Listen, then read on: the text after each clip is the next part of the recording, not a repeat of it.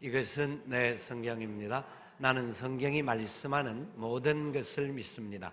나는 하나님의 자녀이며 성경 속에 있는 모든 약속들도 내 것이고 성경이 할 수 있다고 한 모든 일들을 나는 할 수 있습니다. 나는 지금 영원불변한 하나님의 말씀을 받습니다. 내 생각은 깨어있고 내 마음은 열려 있습니다. 지금 받으려 하는 하나님의 말씀으로 인해 분명히 나는 변할 것이고 성장할 것입니다. 할렐루야, 아멘. 오늘 말씀의 제목은 열매 없는 무화과 나무입니다. 열매 없는 무화과 나무. 우리 교회에서 오래전에 함께 사역하다가 지금 담임 목회를 하고 있는 우리 박영성 목사를 아마 여러분 잘 아실 겁니다. 굉장히 사람이 좋은 사람이고요. 또 신실하고 진실한 사람이에요. 근데 어느 날 교회 같이 사역을 하다가 퇴근 시간에 나가는데 사무실에서 막 큰 목소리가 들려오는 거예요. 싸우는 듯한 목소리가 들려오길래 이상하다 싶어서 또 열어보니까 혼자 있는 거예요. 그래서 왜 뭐 때문에 몇 때문에 이러느냐 했더만은 집에 밥이 없다고. 그 집에 밥이 없다라는 소리를 듣고 막 사모님인데 화를 내는 거예요. 배가 고프면 그럴 수 있는가 봐요. 있는데 그래서 참 좋은 사람인데 근데 배가 고프면 아마 그렇게 화가 나는지 그 일화가 여러 가지가 있는데 다 말씀드릴 수는 없고 하여튼 그렇습니다. 근데 오늘 본문을 보니까 12절에 예수님께서 베다니로 나오셨는데 예수께서 시장하셨다, 배가 고프셨다 하는 부분입니다. 그럼 예수님께서 배가 고프셔서 그러셨는가 하는 상황이지만 그 의미를 정확하게 우리가 알아야 되는데 무화과 나무에 잎을 뽑았는데 그곳에 잎은 있는데 열매가 없었습니다. 이는 무화과의 때가 아니다. 그래서 우리는 이 본문을 볼 때 굉장히 많이 고민합니다. 이게 왜 주님이 배고프시다라고 이렇게 무화과 나무에 저주를 했나? 왜 그런 거지? 열매가 없는 때가 아닌데 왜 그럴까? 이상하게 생각할 수 있습니다. 근데 무화과 나무에 대한 기록을 살펴보니까 여러분들이 찾아서 보고 한 것 중에 무화과 나무는 잎이 나기 전에 먼저 작은 열매, 도토리만한 열매가 3월에 난다고 합니다. 3월에 도토리만한 열매가 그 나무에 열리게 되고요. 열리게 되고 그러니까 조금 지나서 이게 밤톨만한 열매가 된다고 그래요. 주님이 예루살렘으로 들어가는 이때가 뭐 우리가 우리 나이 계절로 4월 아니면 아무리 빨라도 3월 말경이니까 도토리만 하든지 아니면 밤톨만 하는 열매가 맺혀 있는 그런 나무가 되어야 되는 겁니다. 그리고 나서 이제 잎사귀가 나오고 그리고 7월 전후로 해서 그 속에 열매가 주먹만한 무화과 나무가 열려지고 그래서 그곳에 귀한 나눔이 있는 그 나무가 된다라는 거예요. 근데 주님께서 시장하시다가 보니까 잎이 있다고 한다면 그곳에 도토리만 하든지 밤톨만한 열매가 있어야 한다라는 걸 아시고 가신 거예요. 그런데 그곳에 열매가 없었던 거예요. 없다가 보니까 주님이 그 나무를 향하여서 저주를 하는 부분들이 단순히 나무를 향한 부분이냐 하는 생각을 해봅니다. 왜냐하면 그 나무는 사실은 그 가난한 사람들이든지 그 다음에 아이들이 배가 고프고 시장할 때에 잘 익은 나무가 아닐지라도 도토리만 하든지 밤톨만한 나무의 열매를 따서 먹으면서 시장을 해소하는데 도움을 주었다라고 기록되어 있는 것을 봅니다. 그러니까 그런데도 불구하고 그 나무는 그런 열매가 없다라는 것이죠. 저희들이 어릴 때 저는 남부민동 산 꼭대기쯤에 살았는데 거기에서 조금만 더 올라가면 천마산이라는 곳이 있습니다. 천마산에 올라가면 참 우리 친구들끼리 아이들끼리 막 올라가서 막 뛰어놀기가 굉장히 조금 한 400고지가 되는 산인데 그 중턱에 올라가면 잠놀이가 할 때가 많아요. 근데 거기에 올라가서 열심히 메뚜기를 잡습니다. 계절이 되면 메뚜기를 잡아서 막 가지고 내려와서 막 구워갖고 튀겨가지고 맛있게 먹어요. 왜냐하면 그게 먹을 게 별로 없고 있는데도 불구하고 돈이 없으니까 사 먹을 수 없으니까 그런 부분으로 이제 메뚜기를 잡았던 적이 있고, 뿐만 아니라 메뚜기만 잡을 것이 아니라 계절 따라서 어떤 데는 칡을 캐는 거죠. 칡이 그 당시에는 굉장히 많았던 것 같아요. 칡을 캐어서 아이들끼리 나누어 먹고 그거 가지고 막 이빨이 시커매지도록 하면서 그렇게 했던 기억이 나는 거예요. 뿐만 아니라 저희 집에서 차를 타면 한 15분 정도 가는데 아이들 그러므로 걸어가면 1시간 정도 가까이 걸리는데 송도 해수욕장이 송도가 나오는데 거기 가면 앞에 조그마한 앞바다 섬이 있는데 그 섬에 우리가 이제 튜브 타고 건너가든지 수영을 하고 건너가든지 아니면 그게 없으니까 그 기름통을 튜브를 대신해서 타고 건너가는 그런 일들을 했죠. 그러니까 건너가서 뭘 잡느냐면 홍합, 부산말로 담치를 막 캐는 거예요. 엄청나게 많이 캐갖고. 사실은 돈이 없으니까 몸으로 때우고 뭔가를 채우려고 노력했던 그런 시간들이 생각이 나는 거예요. 주님께서 나무 앞에 가는데 시장한 과정이니까 약간 욕이라도 하기 위해서 열매를 찾았는데 없었어요. 이스라엘 사람들은 알고 있어요. 작은 열매가 맺혀지지 않으면, 잎사귀 나기 전에 작은 열매가 맺히지 않으면 그 나무는 그 해에 열매가 안 맺힌다라는 거예요. 열매가 안 맺힌다라는 것을 알고 있었어요. 뿐만 아니라 무화과 나무의 열매가 첫 해뿐만 아니라 주님께서 그 누가복음에서 말씀해 주신 부분이 있는데, 누가복음 13장에 보면 이 2, 3년 지나고 나도 무화과 나무가 열매가 맺혀지지 않으면, 그 무화과 나무든지 나무에 열매가 맺히지 않으면 그 나무를 뿌리째 뽑는 이스라엘의 상황이 되는 거죠. 왜? 열매가 이미 없는 건데 더 이상 그거는 땅만 차지하고 있을 수가 없다고 뿌리채 뽑아서 뭐 다른 것으로 사용하는 그런 상황들이 있습니다. 그러니까 이스라엘 사람들은 열매 없는 나무를 가차없이 그래도 한 2, 3년은 기다려주다가 가차없이 뽑아내는 그런 역사를 했다라는 겁니다. 그런데 주님은 그 열매를 보고 바로 그 즉시에 저주를 합니다. 저주를 해서 20절에 보니까 무화과 나무가 뿌리채 말랐다 하는 것을 이야기합니다. 주님의 저주과 다르게 무화과 나무가 뿌리채 말랐습니다. 베드로가 21절에 다시 주님께 말하는 겁니다. 자, 이 무화과 나무는 결국 우리가 지난주에 살펴보았듯이 이스라엘 백성들을 상징하는 것이고 하나님의 성전을 드나드는 자들을 향한 주님의 놀라운 메시지가 연결되어 있는 거죠. 지난주에 말씀드렸듯이. 그래서 성전의 문제 앞뒤로 무화과 나무에 대한 이야기를 기록하고 그 다음에 주님이 21절 이하에 23절 이하에서 25절까지 큰 두 가지를 설명하고 있는 것을 볼 수가 있습니다. 자, 생각하셔야 합니다. 성전에 드나드는 사람들에게 성전을 청결하게 하시고 난 다음에 주님이 뭐라고 하셨습니까? 17절에 내 집은 어떤 집이다? 만민이 기도하는 집이다. 만민이 기도하는 집이다. 그 말은 하나님이 임재하시고 하나님과 교통하고 하나님께서 함께 하시는 은혜의 역사가 내 집에 드나드는 사람들에게는 일어나야 되는 것을 말합니다.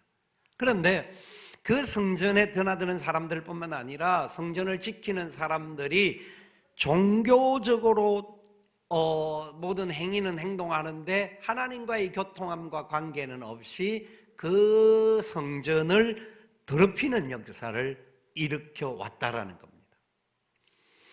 바로 하나님의 사람들이라고 하면, 성전을 드나드는 사람이라고 하면 그 사람 속에서는 열매가 나타나야 되는데 열매가 나타나지 않고 오히려 하나님의 이름을 더럽히고 하나님의 영광에 해를 끼치는 그런 모습이 이스라엘의 삶 속에 있었던 겁니다.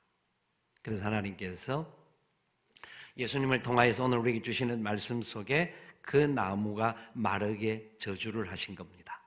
자, 저주한 이유가 뭐냐면 22절 이하에서 주님이 그들에게 대답을 하죠. 22절부터 24절까지 우리 같이 한번 읽어봅니다. 예수께서 그들에게 대답하여 이르시되 하나님을 믿으라. 내가 진실로 너희에게 이르노니 누구든지 이 산더러 들리어 바다에 던져지라 하며 그 말하는 것이 이루어질 줄 믿고 마음에 의심하지 아니하면 그대로 되리라. 그러므로 내가 너희에게 말하노니 무엇이든지 기도하고 구하는 것은 받은 줄로 믿으라. 그리하면 너희에게 그대로 되리라. 이 구절에서 우리가 살펴봐야 할 것은 믿으라, 그리고 기도하면 그 기도한 것이 받게 될 줄 믿으라. 믿음과 기도를 말씀하고 있어요. 그러니까 믿음의 기도, 기도와 믿음에 대한 이야기를 하고 있죠. 그죠? 주님이 무화과나무 이야기를 하다가 믿음과 기도에 대한 이야기를 하고 믿음의 또 기도의 역사가 일어날 것을 설명을 하고 있는 거예요. 다른 말로 하면 성전을 밟는 사람, 성전을 지키는 사람, 그 모든 삶을 살아가는 사람들, 하나님의 사람이라고 말하는 사람들이 그런 믿음의 역사, 하나님과의 진정한 기도는 그냥 단순히 기도하는 정도가 아니라 하나님과 교통하고 하나님의 뜻을 따르고 하나님의 은혜 안에 살아가는 그 역사가 없었다라는 겁니다. 기도를 한다고 하면 믿음이 없었고 그렇지 않다고 하면 기도를 하지 않았다라는 것이죠. 하나님과 교통함이 없었다라는 겁니다. 예수님께서요, 제자들과의 이야기를 하실 때에, 제자들과 어떤 일을 시키실 때에 제자들이 불평하고 원망하고 투정하는 때가 있습니다. 주님과 함께 동행하면서 많은 이적과 기적을 경험을 했습니다. 그런데도 불구하고 주님이 어떤 일을 말할 때는 안 된다라고, 인간의 합리적인 생각과 이성적인 판단을 가지고 안 된다라고 부정하는 일들이 많습니다. 그래서 성경에 많이 기록되어집니다. 주님이 뭐라고 말씀하십니까? 제자들을 향하여서 믿음이 적은 자들아. 믿음이 없다라고 말하지 않고 믿음이 적은 자라고 이야기하는 거예요. 믿음이 적은 자들아. 그러면 믿음이 있는 사람들은 그렇게 안 한다 이겁니다. 왜냐하면 믿음이 있는 사람은 하나님의 약속의 말씀을 분명히 믿고 따르는 거죠. 믿음은 하나님의 말씀 앞에 절대 순종하는 것을 믿음이라고 말합니다. 믿음은 내가 믿습니다라고 막 이렇게 기도를 세게 하는 것이 믿음이 아니라 어떠한 상황이 주어진다 할지라도 그 상황 속에서 하나님께서 합력하여 선을 이루실 줄 믿습니다. 구하라 주실 것이요, 찾으라 찾을 것이요, 두드리라 열릴 것이다. 약속하신 말씀을 믿습니다. 말씀 따라 믿고 순종하는 것을 말하는 거죠. 그래서 주님이 여기 이 산더러 들리어 바다에 던져지라고 말하는데, 다른 복음에는 뭐라고 말합니까? 너희 믿음이 어느 정도만 되면, 어느 정도가 되면 겨자씨만한 믿음이 됩니다. 여러분, 겨자씨가 어떤 씨일까요? 우리가 보통 어떤 이야기를 할 때 콩만한 게 이런 말을 합니다. 이제 꼬맹이들을 향하여 말하든지 아니면 사람을 조금 좀 작다고 무시할 때 콩만한 게 하는 이야기를 하는데, 콩은 겨자씨에 비해서는 엄청나게 큰 겁니다. 여러분, 겨자씨만한 믿음이 있으면 이 산을 들어서 옮겨오라고 하면 옮겨지게 된다라고 주님이 약속하십니다. 그럼 제자들이 적은 믿음이라고 한다면 겨자씨만도 못한 믿음인 거죠. 겨자씨는 점만한데, 점도 약간 고만한데, 바라고 고나기는 저와 여러분에게 겨자씨의 믿음이 있기를 소망합니다. 비록 적은 믿음이지만 그래도 주님, 저는 적은 마음이지만 부족하지만 주님이 함께 해주시면 이 모든 것이 다 이루어지게 될 줄 믿습니다. 지금 내게 찾아온 눈물의 골짜기와 여러 가지 위기, 우리를 둘러싸고 있는 수많은 문제가 있다 할지라도 주님이 우리를 붙잡아 주시고 우리가 주님 앞에 엎드려 간구할 때 주님이 책임져 주셔서 영광 중에 승리하게 하실 줄 믿습니다. 이 믿음이 있어야 되는 거죠. 사람들은 기도하면서 믿지를 못하는 그런 어리석은 부분이 많이 있어요. 우리가 아는 찬양에 이런 찬양이 있죠. 기도할 수 있는데 왜 걱정하십니까? 기도하면서 왜 염려하십니까? 기도할 수 있는데 왜 걱정하십니까? 기도하면서 왜 방황하십니까? 가사가 안 나오니까 안 하는 거예요. 같이 합시다. 주님 앞에 무릎 꿇고 간구해 보세요. 마음을 정결하여 마음을 정결하게 뜻을 다하여 기도할 수 있는데 왜 걱정하십니까? 기도하면서 왜 염려하십니까? 아멘. 하나님의 사람 구원받은 저와 여러분이라고 한다면, 성전을 드나드는 하나님의 백성이라고 하면, 우리가 그리스도의 몸, 성전이 된 존재라고 하면 어떤 상황이 오더라도 기도하셔야 합니다. 아무것도 염려하지 말고 지금 모든 일에 기도와 간구로 너희 구할 것을 감사함으로 하나님께 아뢰라. 그래야면 모든 지각에 뛰어나신 하나님의 평강이 그리스도 예수 안에서 너희 마음과 생각을 지키시리라. 아멘. 믿고 구하고 또한 당장 해결되지 않을지라도 염려와 두려워와 방황하지 말고 주님 반드시 승리의 개가 부르게 하실 줄 믿습니다. 하나님 우리 아버지시요 천지를 창조하신 분이요 천지 만물인 모든 것이 하나님의 소유인 줄 믿습니다. 우리의 건강, 우리의 몸의 모든 기관도 하나님이 친히 지어 주신 줄 믿습니다. 약속의 말씀 믿고 구하고 그 구함 가운데 응답의 역사가 있는 믿음의 사람 되기를 바랍니다. 그 속에 열매가 있습니다. 두 번째 기억하셔야 할 것은 25절의 말씀입니다. 왜 저들이 그렇게 추궁받고 주님 앞에서 저주를 받을 수밖에 없는 백성들이 되었냐면 25절을 주님께서 또 우리에게 주시는 겁니다. 같이 읽어볼까요? 서서 기도할 때에 아무에게나 혐의가 있거든 용서하라. 그리하여 하늘에 계신 너희 아버지께서도 너희 허물을 사하여 주시리라 하시리라. 아멘. 여기도 그냥 용서만 이야기하지 않고 기도할 때에 허물이 있는 사람을 용서하라는 겁니다. 우리가 기도하는 사람임을 전제해서 말씀하고 기도의 삶을 사는 사건을 전제해서 말합니다. 왜? 17절의 성전의 이야기가 바로 기도하는 집이기 때문에, 저와 여러분들은 기도의 사람으로 하나님이 세워주신 존재들이기 때문에 기도하는 사람이라고 한다면 먼저 남을 용서할 줄 알아야 된다는 겁니다. 우리는 사소한 것에 목숨 걸 때가 많습니다. 감정이 상하면 용납이 되어지지 않는 경우가 많습니다. 굉장히 불편하고 힘든 시간을 살아갑니다.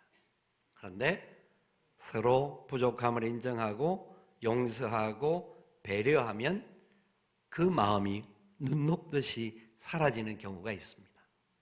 우리 주님께서는 특별히 이 성전을 드나드는 하나님의 앞에 나오는 하나님의 구원의 은혜를 받은 사람이라고 한다면 분명한 기도의 역사와 함께 사랑과 용서의 삶을 살아라는 겁니다.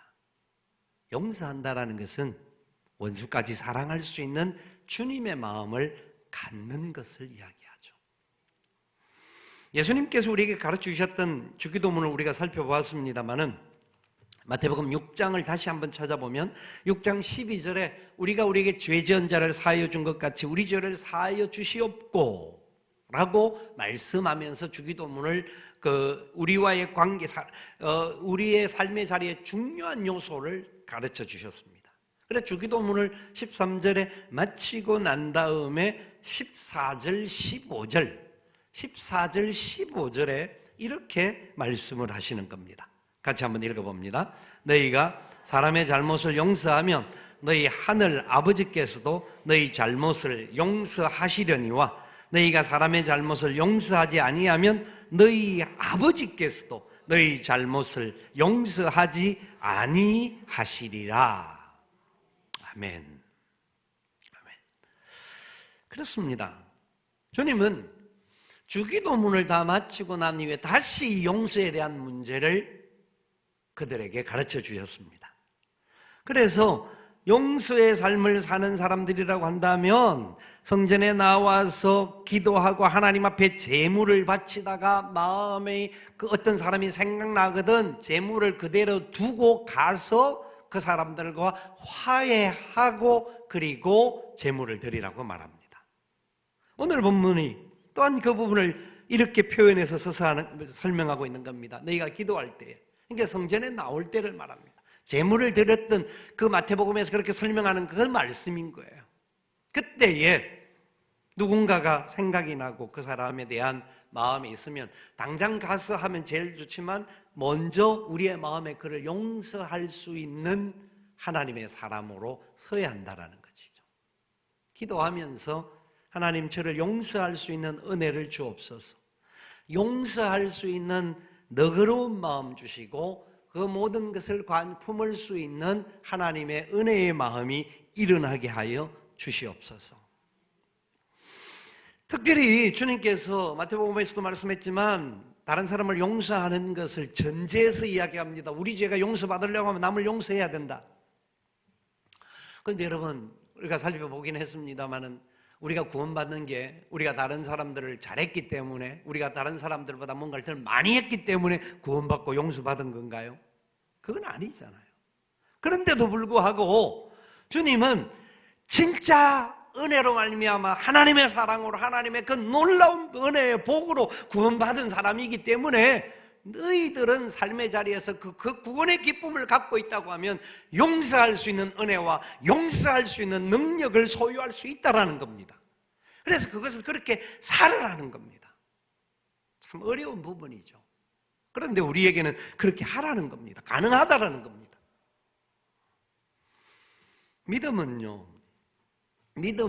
그냥 내가 말씀을 믿습니다. 또 하나님 믿습니다. 믿습니다. 한다고 그게 믿음이 아닙니다.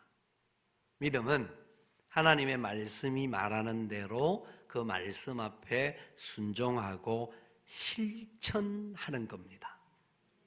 아브라함이 믿음의 사람으로 우리 모든 사람들의 믿음의 조상으로 인칭을 받게 되는 것은 아브라함이 처음부터 그런 믿음의 사람은 아니었습니다. 적은 믿음으로 인생을 걸어가다가 마지막에 하나님의 은혜를 온전히 깨닫고 하나님의 절대적인 주권을 깨닫고 난 다음에 아브라함은 그의 아들 이삭을 하나님 앞에 바치는 믿음의 결단까지 하게 됩니다. 행동한 겁니다. 하나님이 그를 믿음의 사람이라고 인정해 주셨습니다. 여러분, 우리가 살아가는 시간 속에 만날 수 있는 수많은 이야기들과 사건들 속에 여러분들은 이 말씀이 나와 무슨 상관이 있다고 생각하십니까? 겨자씨만한 믿음이 있으면 하나님이 영광과 은혜의 역사, 기적의 역사까지 더하여 주시고 그리고 남들을 사랑하고 용서하는 마음을 갖고 사는 사람이라고 하면 하나님이 그에게 더 풍성함으로 기름 부어 주신다라는 약속을 믿어야 된다라는 겁니다. 왜냐하면 우리가 하나님의 성전이기 때문에 그렇습니다.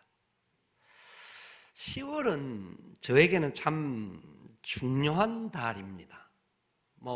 안 중요한 달이 없습니다만은 10월은 참 많은 것이 연결되어 있어요. 제가 결혼한 달도 10월이고요.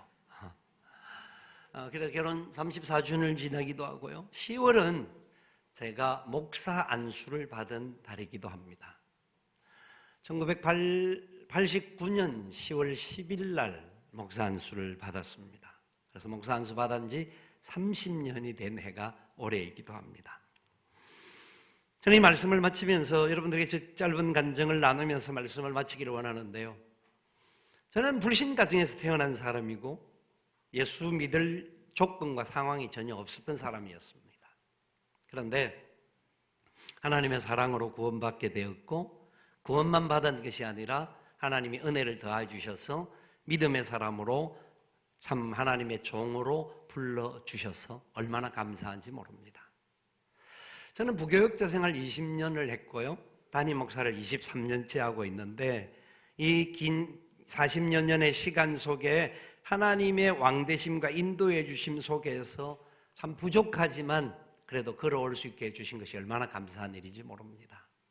석수교회 담임 목사로서 지난 23년을 지내오는 동안 하나님께서 그 사랑으로, 그 은혜로 함께 해주셔서 우리 좋은 교회, 좋은 성도들, 우리 좋은 장로님들, 좋은 모든 믿음의 가족들이 함께 신앙생활을 해갈 수 있는 이 복을 주신 것에 대해서 너무너무 감사하지 않을 수가 없습니다. 하나님의 은혜입니다. 뿐만 아니라 이 10월은, 특별히 올해 10월은 더 다른 의미가 있습니다. 제 아들도 목사 안수를 받은 달이 이 달에 포함되어 있기 때문입니다. 목사의 아들로 태어난다는 것은 복 중에 복일 수도 있지만, 저는 불신 가정에 태어났기 때문에 그것을 진짜 복으로 알고 생각하고 감사했는데, 또 목사의 아들로 산다라는 것은 또 목사가 아니기 때문에 어린 시절에는 굉장히 고달픔이 있었던 것을 세월이 한참 지나고 난 다음에 알 수가 있었습니다. 그런데 제 아들이 제가 어떻게 했기 때문에 저떻게 했기 때문에가 아니라 어릴 때 하나님의 만나는 경험을 하고 그 경험 속에 목사가 되기를 소망하는 마음을 가졌고, 그러나 사춘기를 지나면서 교회 안에서 많은 또 자기의 갈등 속에서 지내가는 과정은 있었지만, 그래도 하나님께서 절대적인 만남을 허락해 주셔서 목사 안수를 받게 해주신 그 열매가 자식에게까지 흘러갈 수 있도록 해주신 것을 너무너무 감사합니다. 제 친구들이 가끔씩 부러워합니다. 자기 자식들 중에서 한 명이라도 아버지가 하는 이 목회의 영광스러운 길에, 이 길에 같이 가는 아이들이 나오면 좋겠는데, 그렇지 않는 친구들은 그런 부분에 대하여서 부러워하는 마음을 갖습니다. 자랑이 아니라, 이것은 제 잘남이 아니라 진짜 하나님의 은혜가 아니고는 될 수가 없는, 하나님께서 우리에게 그 은혜의 열매가 흘러가도록 하지 않고는 되어질 수 없는 일이라는 것을 저는 분명히 압니다.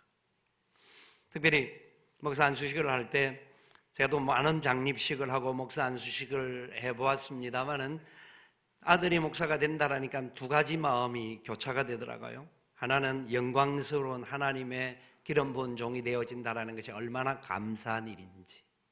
근데 한 가지는 제가 교역자 생활, 특히 목사가 돼서 30년이 지난 삶을 살아오면서 그래도 하나님의 은혜 가운데 잘 산다고 했지만, 넘어야 할 산, 부딪혀야 할 문제, 여러 가지 위기의 순간들과 사건들이 삶의 자리 속에서 맞는 것을 알기 때문에 하나님께 앞에서 이 아들도 그 문제들을 헤쳐나가야 할 걸 생각할 때 한쪽 마음으로는 굉장히 무거운 마음이 있었습니다. 그러나 확신이 되는 것은 사람의 누군가가 도움의 문제가 아니라 하나님과의 진실한 교통과 하나님의 손에 붙들리게 되면 하나님께서 영광 가운데 인도해 주실 줄 믿습니다. 그 고백을 하지 않을 수가 없었습니다. 예수님께서 말입니다. 예수님께서 이 땅을 떠나시면서 말씀을 남겨주신 게 있어요. 요한복음 14장에 보면 14장 12절 이하에서 14절까지 말씀을 보면 예수님께서 참으로 하나님을 믿는 사람들은 우리 주님이 하신 일을 할 뿐만 아니라 주님이 하는 일보다 더 큰 일을 할 수 있다라고 12절에 말씀하세요. 그리고 13절 14절에 이렇게 주님이 말씀하시죠. 같이 한번 더 읽어봅니다. 너희가 내 이름으로 무엇을 구하든지 내가 행하리니 이는 아버지로 하여금 아들로 말미암아 영광을 받으시게 하려 함이라. 내 이름으로 무엇이든지 내게 구하면 내가 행하리라.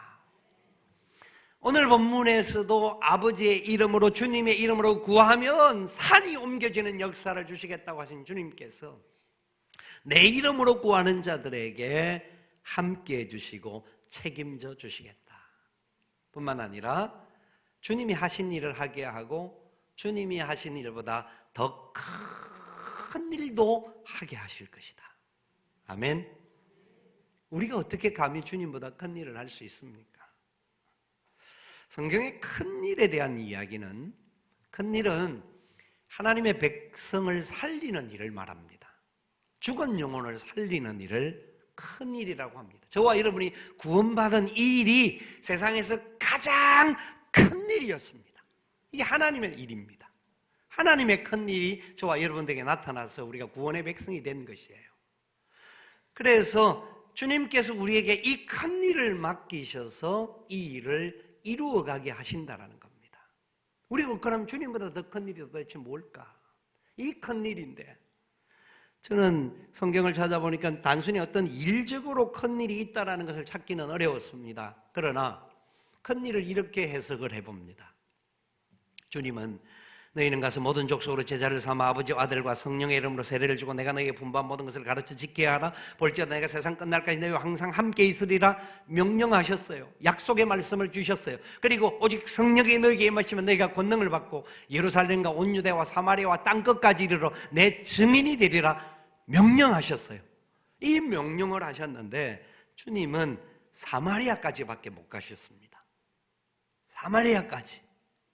근데 우리 예수님의 제자들이, 우리가 이제는 땅끝까지 가는 일이 주님이 하신 일보다 더 큰 일을 하는 것입니다. 우리 교회가 선교사들을 파송하고 우리가 또 단기 선교사도 나가고 저도 선교의 사역을 감당하고 하면서 계속 느끼는 것은 이 일이 큰 일이구나, 하나님이 기뻐하는 일이구나 하는 생각을 갖지 않을 수가 없습니다. 왜냐하면 멀리 이방 나라까지 가려고 하면 주님도 한 번도 타보지 못한 비행기를 타야 되기 때문에 그렇습니다. 그런 면으로 볼 때 진짜 우리에게 열매와 믿음의 역사라고 하는 것은 주님 말씀 앞에 순종하고 나아가는 것을 이야기하죠. 여러분, 저와 여러분의 삶이 비록 부족함이 있죠. 저도 참 부족한 세월 속에서 여러 가지 환경적인 어려움들 속에서도 있었습니다만은, 그런데 주님을 만나고 난 이후에는 그 어떤 상황이 온다 할지라도 인간적으로 순간적인 마음이 흔들릴 때는 있었겠지만 하나님의 약속에 붙들려 살면 하나님 반드시 소원의 항구에 도달하게 하실 줄 믿습니다. 그 고백하며 걸어갑니다. 여러분, 우리가 걸어가는 걸음 속에 현재 어떤 상황이 있고 어려움이 있다 할지라도 주님 바라보고 믿음의 사람으로 또 사랑과 용서의 사람으로 나아간다고 한다면 우리 때문에 우리 자녀 손들까지 복이 흘러갈 것이고, 특별히 누구보다도 가정 안에서 자녀들이 볼 때에 참 잘했다고 칭찬해 줄 수 있는 그런 우리가 되어진다고 한다면 얼마나 좋겠습니까? 말씀을 마칩니다. 월요일날, 지난 월요일날 아들이 안수를 받기 전날, 월요일인지 화요일인지 제 아내가 저를 보고, 제가 목사 30년 된 거에 대해서 떠오르면서 아들 안수 받는 걸 생각하다 보니까 마음이 많이 교차되더라고요. 생각에 잠겨 있다가 보니까 아내가 그런 말을 합니다. 저는 사실 개인적으로는 성격이 좀 집에서는 별로 말을 잘 안 하는 스타일이 돼가지고 제 아내가 굉장히 힘들어할 때가 많습니다. 어떤 때는 또 한번 목 하고 또 그럴 때가 있는데, 개인적으로는 제 아내가 참 잘 못하는 사람인데, 그런데도 이렇게 말을 해주더라고요. 당신은 목사가 되고 지난 30년 참 잘 살았습니다 하는 이야기를 해주더라고요. 그래서 감사하기도 하고 부끄럽기도 하고 그런 마음이 들더라고요. 또 어쨌든지 간에 하나님께서 그런 복을 우리에게 주셔서 우리 교회가 그런 사랑 가운데 걸어갈 수 있도록 해 주셨다라는 것을 기억하면서, 그래, 우리는 부족하지만 하나님 손에 붙들리면 하나님 우리를 사용하셔서 영광을 거두어 주실 줄 믿습니다. 고백하며 이 말씀을 나누고 여러분들의 삶의 자리 속에서 여러분들의 자녀 손들이 볼 때에도 자랑감이 되는 우리 부모들, 우리 할머니, 할아버지들 되시기를 주님의 이름으로 축원을 드립니다. 아멘. 우리 함께 일어나셔서 찬양하며 기도의 자리로 나아가겠습니다.